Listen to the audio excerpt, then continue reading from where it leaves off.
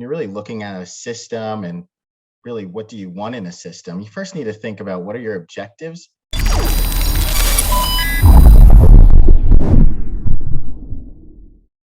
Hey, everybody, and welcome back to another session of the Safepedia podcast.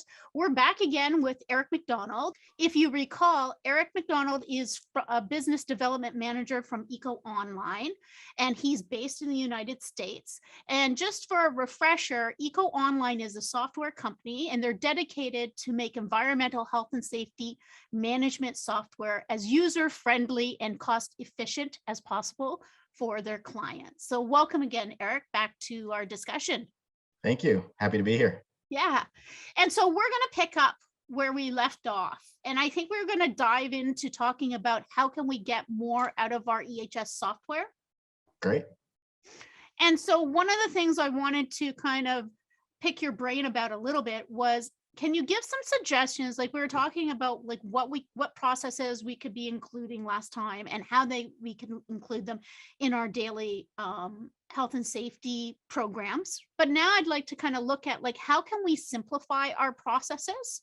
So why don't we open it up there and then look at how can we delegate it in our EHS software in the tasks and stuff. And I might not be using the proper language around here, but you're going to help us fix that. So yeah, absolutely. So I guess just really starting out, I mean, when you're really looking at a system and really what do you want in a system, you first need to think about what are your objectives and who might in the organization will use the solution to. So if your objective is maybe audit management, strengthening your audit management, or maybe even near miss reporting, or possibly even contractor management or regulatory compliance obligation, whatever that objective may be, make sure that that's listed and it's actually one of your key elements that you need in a system.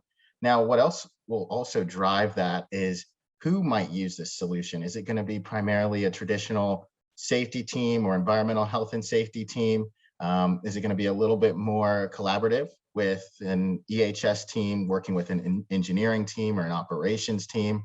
And then you also got to think what might else you want in the solution from like possibly HR information, maybe different feeds, so insurance feeds possibly, and really understand what data do you need to capture and who needs access to that data too.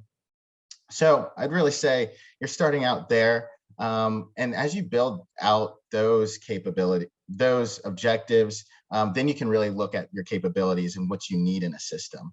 Do you need a tool to really assist with scheduling, or is it specifically with really helping with building out those reports and building out action plans for your team members too? It just depends. And each solution out there, or really a multitude of solutions, can get you to your objective. So it's really simplifying what are those objectives and then moving forward from there. So I want to kind of dig in a little bit deeper here. A lot of times when people are thinking, what are the objectives? They're thinking at a very, very high level for the overall business. And I like to also include the employees, as you know, through our previous discussions in the process, because then they get excited and they actually want to come along the journey with us. So one of the things I wanted to ask is, could somebody be also looking at not just the high overarching objectives, but then going down to the site objectives, maybe the department objectives? Is this a crazy way of thinking? What are your thoughts? No, absolutely. And if in a beautiful world, you would like it to be one and the same, right? And in fact, it would be, can you have your objectives? Can you have your site objectives? But can I really tailor it down to task or even job or even just a regional site or division? However you may want to tailor that to really the system, it should really be in alignment with your objectives too. And another thing, like while we're talking about going right down to the task level, like now I'm thinking in the deli, right? Where things like the fryer, for example, it's very important that the fryer does get maintenance regularly, because if there's blockage, it can be quite hazardous in the environment. So how can you be using it so you can see, one, whether or not that your maintenance program is going really well, And two, like, where is maintenance going well? What habits are they maybe doing that you could leverage and say, oh, this group is really doing really well. What are they doing? And then how can we kind of roll that out in other places? Or, I'm seeing this area over here, they're having some challenges. Maybe I need to do a Mhm. deep dive and see what are the barriers that that team's having, because you don't know, right, until you Right. go and learn what's happening. So how can software help us with that? Yeah, excellent question. So in terms of maintenance specifically, I mean, one, it could be capturing just the specific actions that are needed for that specific maintenance job. It also could be the point of, okay, we have this information here. We're obviously finding some gaps in terms of where we're not strong. Do we need to incorporate training? Do we need to incorporate some other tools as well? Maybe some videos or maybe some other details from the other organizations where they've had success, or other parts of the organization where they've had success. So it's kind of being able to map around and see, okay, what has one group had, or one site, or even one user possibly, where have they had success, and how can we replicate that too? Now that can be anything from specifically looking at just a maintenance action there and building that out, or even it could be a robust audit plan, and really taking a look at, okay, where were our gaps? How do we do our own gap analysis, and then figure out, all right, what are the next steps, and what is some of the data elements really, where we can improve on? And so that can be great when you have a tool that allows you to capture that data, but then also administer that training, be able to incorporate other groups and pull them into the conversation as well, and to see each part and each job specifically to the action. So you can really break it down and really have that root cause analysis there too. So a tool really assists with that, but it can be used in a couple different views as well if you really take the training piece seriously. I think a lot of times the training is now becoming kind of the forefront push for possibly the job, or maybe specifically just an action. And so you need to have those tools in hand to administer that. Now, I'm going to push back a little bit here Please on do. this whole training thing. I know that there's the training train, and a lot of people like to hop on it. But if I was to be really just very candid with you, Eric, hmm the staff, the workers are fatigued about training. And I've even had staff say, if I need to go to one more training, I'm just going to scream. I don't have time for it. And it's always repetitive. It's like somebody hmm doesn't know that I know how to do my job. So, how can we level it up? So, one, we're respecting that, the people that we are sharing knowledge with do come into the workplace with adult understanding. Some hmm people may be new, so that they do need to have certain training, whereas other people who may be doing the job for 42 years, they would need maybe some leveling up on new knowledge about stuff is out there. Like, is Right. there a way the software can help with that?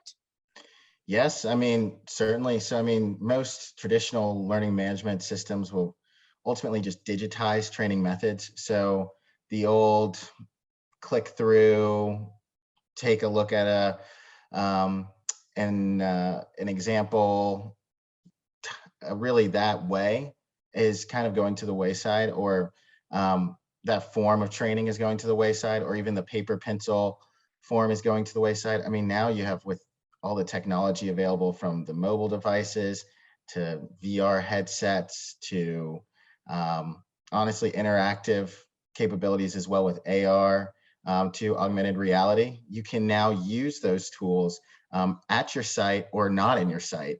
And so have that really ongoing training, while also having it being hands-on training too. And I think that's where we're really trying to get to nowadays, is to really make the job or the training to be as real as possible without necessarily putting someone at risk.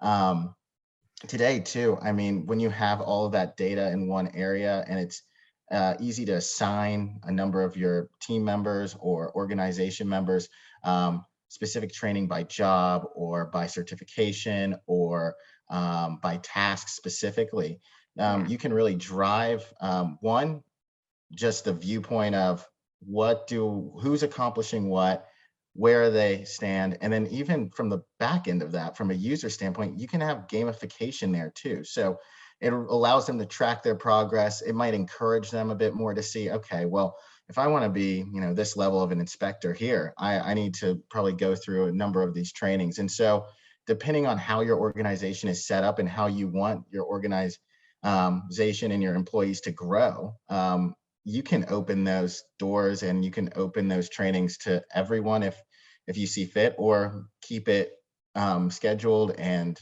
really regulated by job too. So I think it can actually enable an employee within your organization, while giving them the tools to maybe step outside of their usual day-to-day task and maybe try to learn something on their own. And so with those tools, it does help with that. But I mean, you're right, that is a challenge. And ultimately, it's really a cultural challenge too. I mean, if it's not being if it's not really being pushed from the top down, it's going to be very, very hard for a lot of employees to, one, feel the need to continue that training, but also to feel that they're being rewarded for it too. I mean, there's got to be some sort of reward there. And it might not be just a payout really, but more so okay, I'm benefiting my organization, I'm benefiting myself because now I'm able to do more inspections. And who knows, is that that's a good for their career? Is that necessarily good for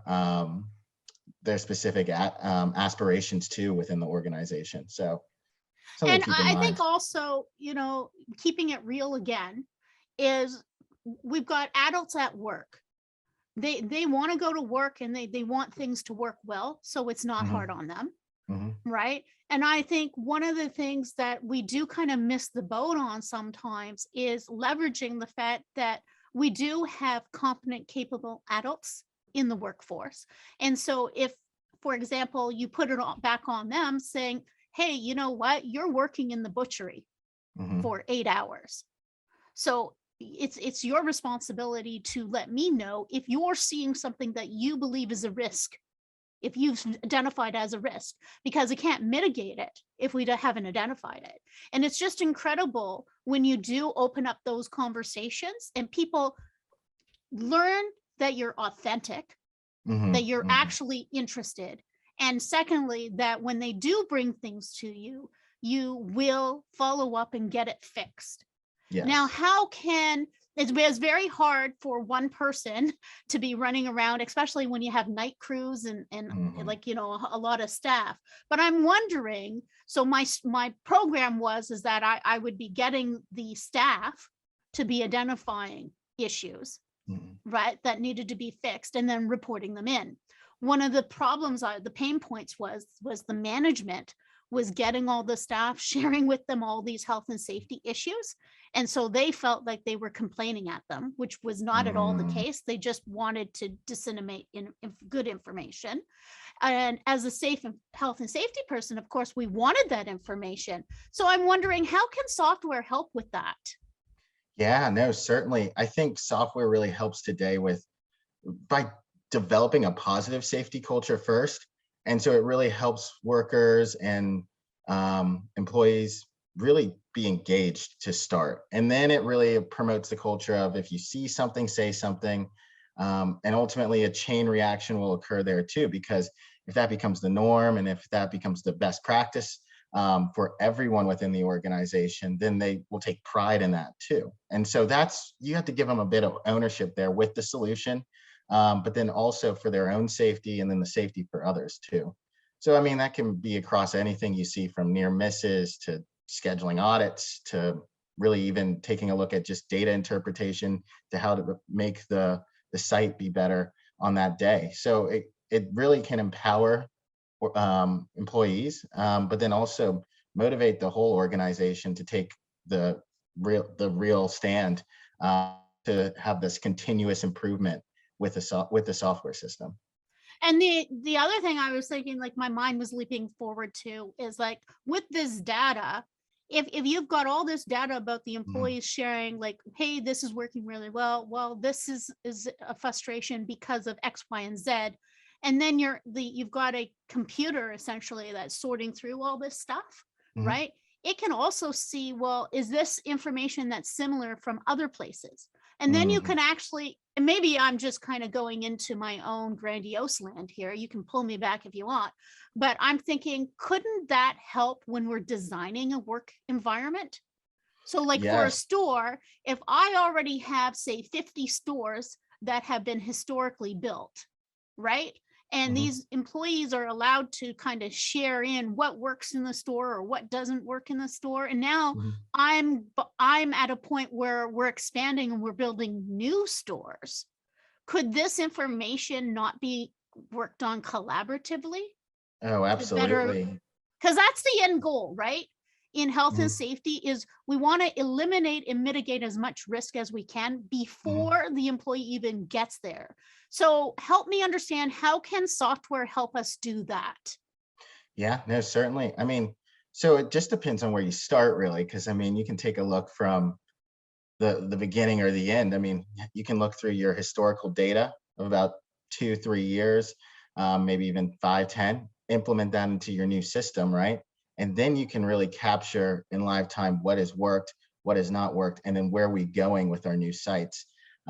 Also, with the amount of how EHS software has really evolved, I mean, the AI capabilities now are quite robust. And so, with the AI tools, with that can help with data mining and all the machine learning capabilities too, you really can actually have uh, organization and really an EHS program built for you.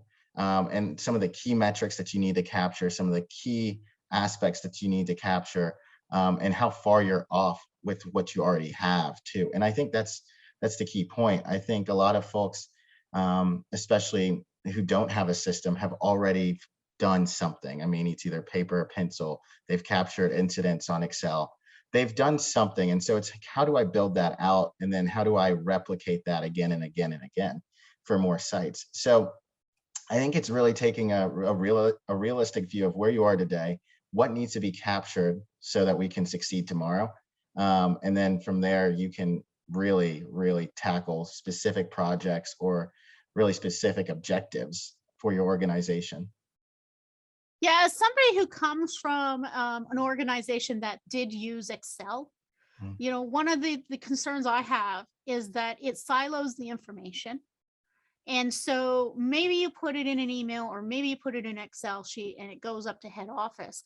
But the fact is, when I find out that the person in head office who's supposed to be taking these information and putting it into another system, she's got they have a backlog of maybe 6 or 7 months, Mhm. right? That's not really helping to achieve our goal of maintaining a healthy and safe workplace, because then you've got 6 months back data that this Mhm. person's putting in. And so somebody else could be having the same issue. And you're coming closer to that probability of somebody actually having an incident occur that could be life changing. For example, like the pilot oven that I told you about. Do you Mhm. remember I mentioned that, where the Yep. pizza oven? And so I had the gas person come in, right, and do Yep. the training in person, and they just went crazy for it. And Mhm. so that group felt buy-in in making their own kind of onboarding for that. What it would be really great is if that was then uploaded, and so it could be disseminated out. And like Mhm. now I'm really going wild. I'm going to just, go crazy here with a thought about Oculus and VR and that whole augmented reality. And Mhm. what if we could have done that training for the pizza oven in VR land, so that Mm. anybody from any store, whether they be at home or maybe even in the store, because I know UPS has like a virtual training space. So when they do virtual training, people can go and they can like be from all different parts of the world, but they'll be all in one training space. Is very cool. But Mhm. what are your thoughts about that? Is this kind of a reality that we could be going towards, or am I just in a Yeah. science fiction land? No, no, you're certainly on the ball there. I actually think that's where we're going, and you'll see it more and more in certain industries initially too. I mean, one, with the VR and the headsets and those capabilities, I mean, it really allows you to have that true feel of like you're doing it, which is awesome. But then you also got to think too, there's also the capabilities of augmented reality and the fact that you can really have your smartphone or tablet here and really take a look and a view of what your site may look like if that generator was there, or if you needed to perform a quick inspection, and what steps do you need to do or where you need to go within the site too. So it helps in that case too. So training, as well as auditing, could be a big assistance. But then you even think about all of the drone capabilities too. So Yeah. I mean, now drones are being used for commercial, industrial, civil government purposes across the board. And with COVID, we saw how aerial spraying was pretty popular to Yeah. disinfect areas and large manufacturing plants and things like that. But similarly, drones can be also used for those confined space audits. They can do training as well by showing you where do you need to go within the Hmm. site too.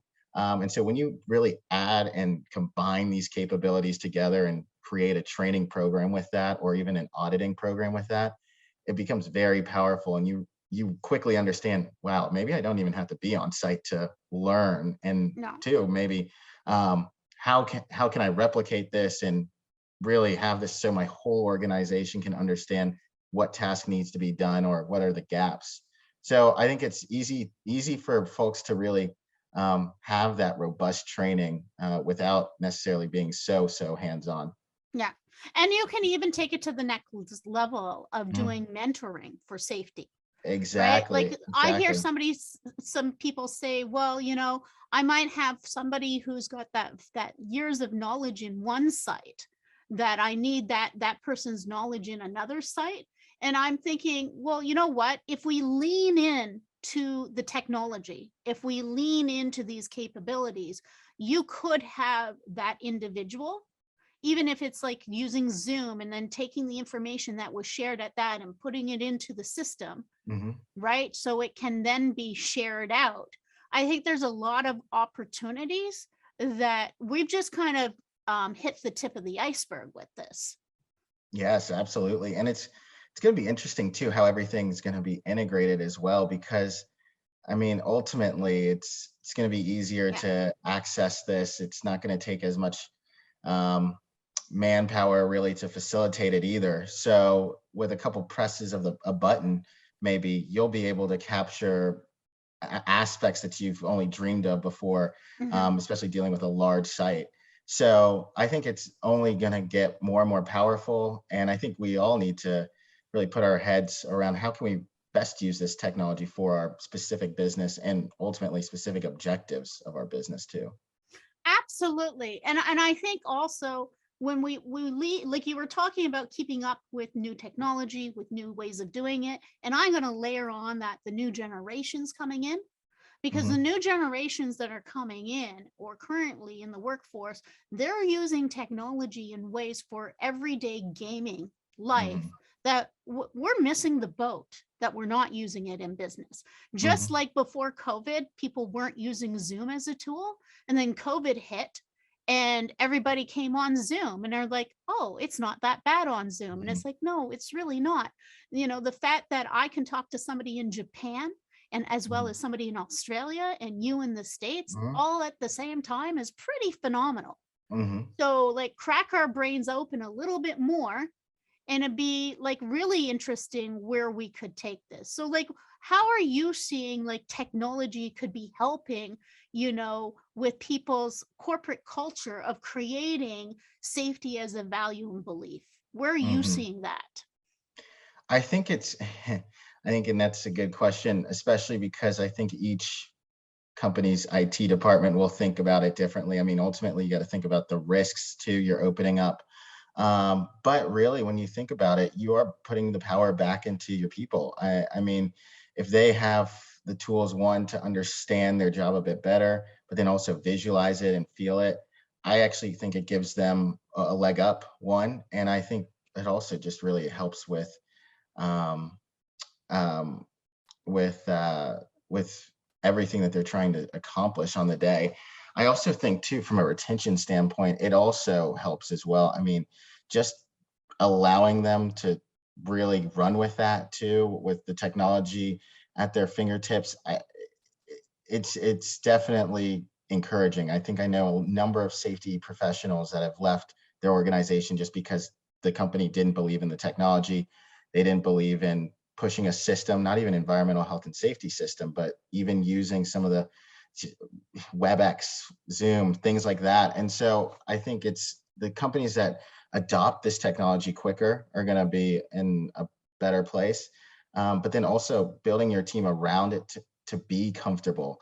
I mean, you have to just expose them and really give them the tools to carry out their actions too. So it's funny because you have to give them the power and the tools to do it, but then you have to trust them to use it as well. And so it promotes that culture.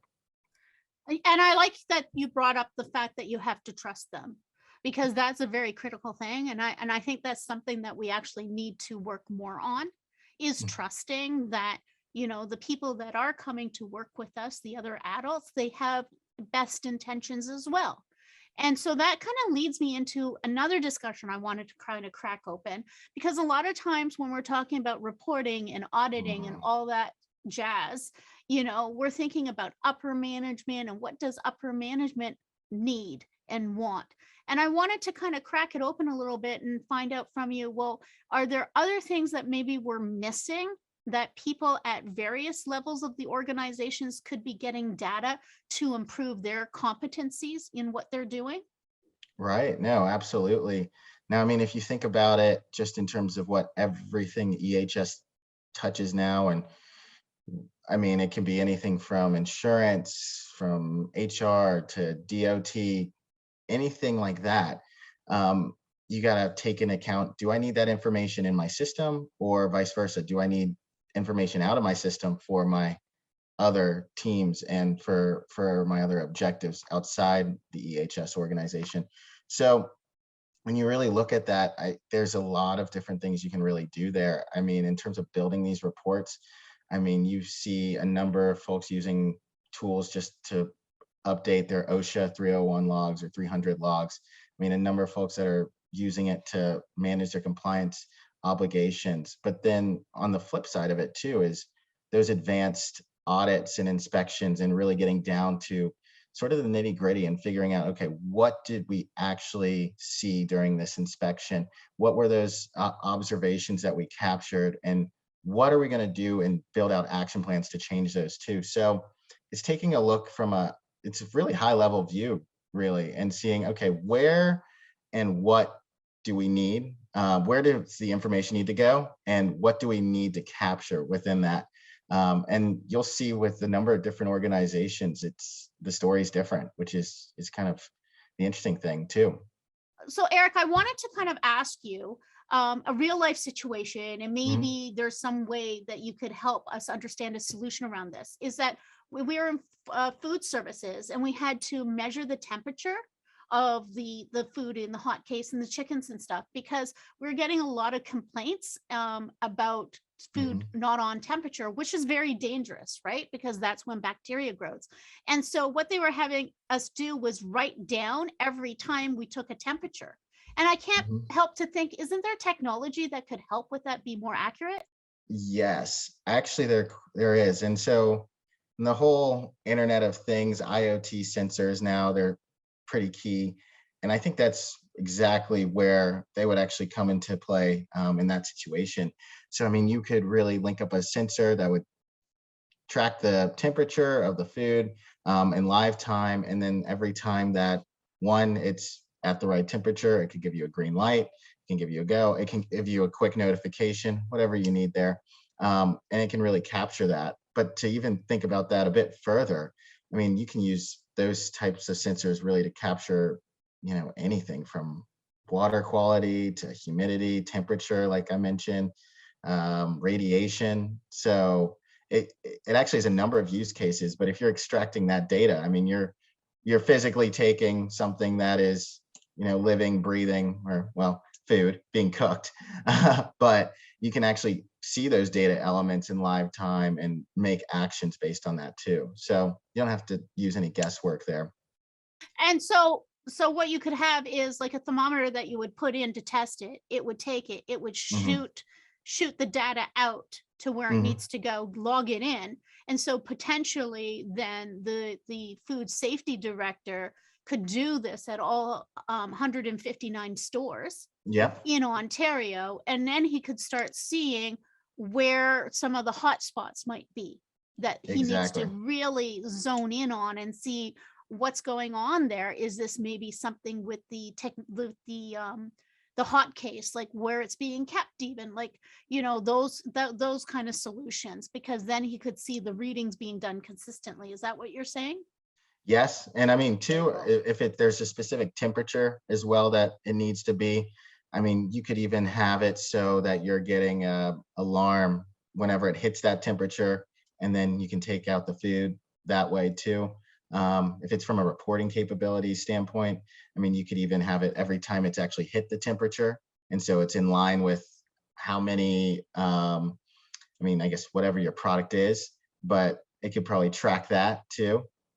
And if it So does it so many times, it could also do a report up to the higher level, exactly. right? Or So say if in it one doesn't, day, it's mhm, like over 4 times mhm, the temperature, then mhm. that could then instantly put on a report ping to say, hey, this is having a consistent problem, kind of Yeah, thing.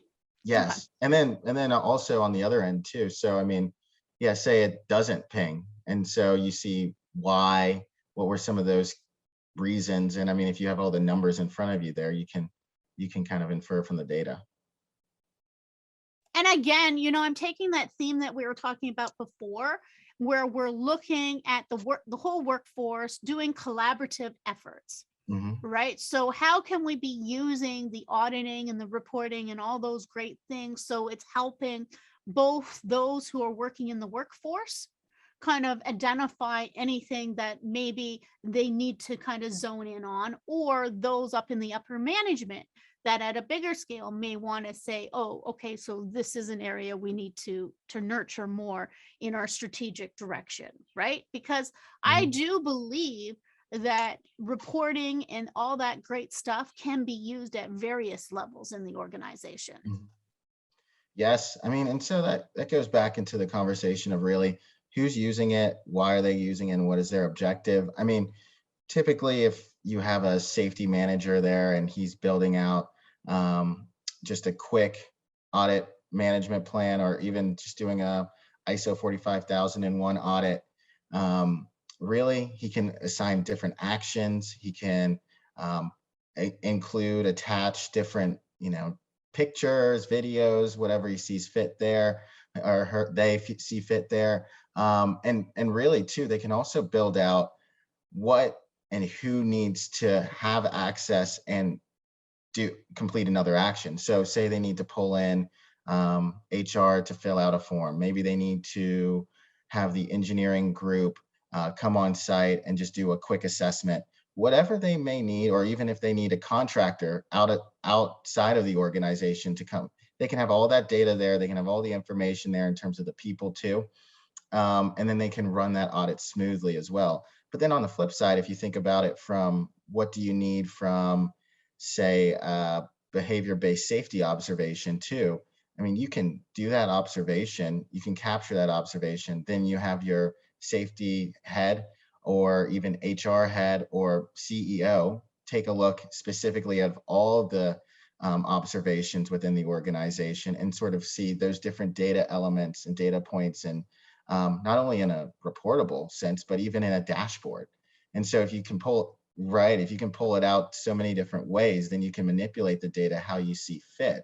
You might not just want the specific observation. You may want to know what day and time the um, common observation occurred. You can even pull possibly the type of user and role that captured this too. So it can really pull in those data elements and really build out a plan, but then also build out robust analytics for you to make new plans and build other actions. No, absolutely. This is really great. Now, one of the things that's coming through my mind, if I was a Mhm. consumer, is like, what does the product support look like? What does the customer support look like? And Mhm. something called accreditations. What is that, and why should we be concerned about it? Can you fill us in a little bit on that? Yeah, absolutely. So, I mean, in terms of clear support, there's typically, you have your implementation support just to start you off, right? That can be internal or even external. There's a number of very large implementation consulting partners that many of the software providers will work with. But then you also got to look at advanced training for your users. So software vendor always needs to make it very clear on how your users will be trained.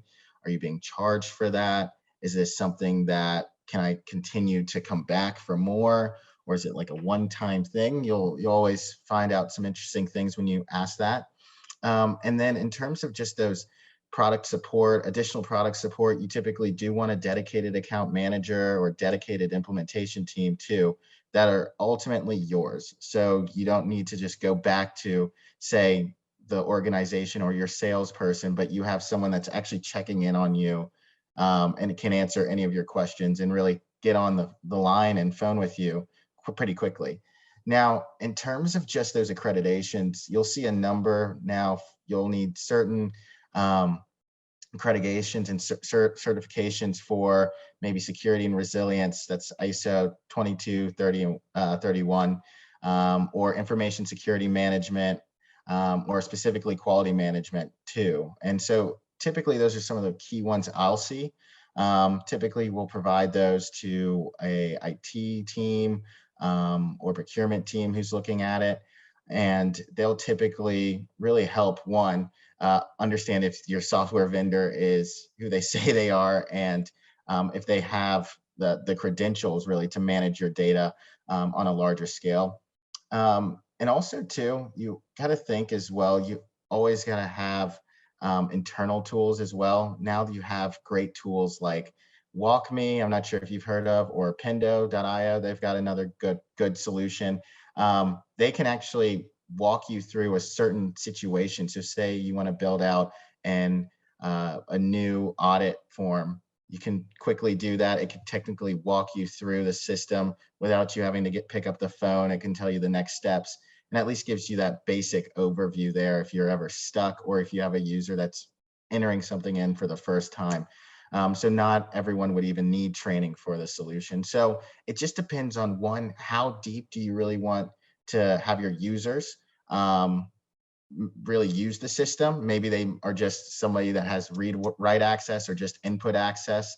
But typically, if you have that customer support to at least help you get started with those advanced users, and then you have those tools like WalkMe or Pendo on the back end to help any occasional users rather, then you're in a very, very good place. Well, I know we are coming short of time. Mhm. So, but before we wrap up, I'm thinking that some of the listeners that are joining us today more than likely are kind of getting closer to actually wanting to purchase software. So, one of the things I wanted to pick your brain a little bit about is like, what kind of questions should people be asking at sales demos? Like, what are the top 3 or 4 questions you would suggest? Yeah, it's great. I think you'll see a lot of times today, many organizations have similar modules or similar offerings, but you need to truly understand what are the capabilities. So even though they may have a quality management module, what does that really mean? What does that look like, right? So I think the first is to understand, one, what is the product? What is your product roadmap? How is it being built out? What is it today? Really truly understanding what's in each module and what are you getting. Maybe there's a number of organizations that have a core package where you're receiving a number of modules, like the action tracking module, action planning module within the core. Or possibly they might be taking away modules because that's the old way of doing things. And now they're not going to have a certain module the same way, like a CSR module that's now being an ESG module. So you got to understand where they are going in their product roadmap. I'd also say it's very important to understand too, how regularly the software is updated.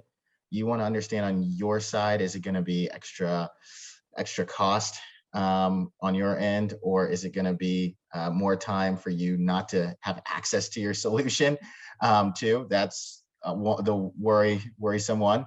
So that's very key too. And then within that update, how is it being updated? Is it a true SaaS solution? Is it a cloud solution? So those updates are seamless, or is it sort of a multi-mix SaaS slash hard system that's doesn't necessarily as flexible? You might need someone to come on site to your company's locations and actually do those updates manually. You really want to understand where you are today with that. And then you also want to understand too, within that roadmap, what are the 5 years? Because typically any engagement with the software vendors anywhere between 2.5 to 5, 6 years. So you want to see where they'll be in 5 years and really understand where their roadmap is going. So I think those are the key ones today. And I think the simple way to really ask that is really everyone's organization is ultimately going to change in the future. How will you change with us? How does the software help us administer that change, and so we don't lose anything in the meantime too? So that's it, I'd say.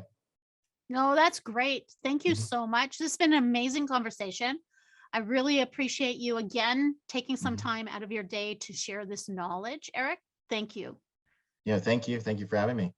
Yeah, no, this is great. And again, I'd like to thank EcoOnline. They are a softwares company and they are dedicated to making environmental health and safety management software.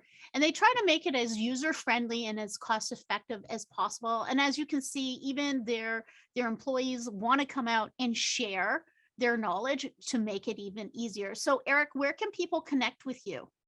Yes, please feel free to connect with me on LinkedIn. Very easy to find, Eric McDonald, EcoOnline. You also can find me, you also can shoot me an email. I think my email should be below as well. And Yeah, yep, and our yeah. website too. I should be on there as well. So Yeah. No, mhm, awesome. Well, thank you very much for your time today. great. Yeah, thank you. It was good.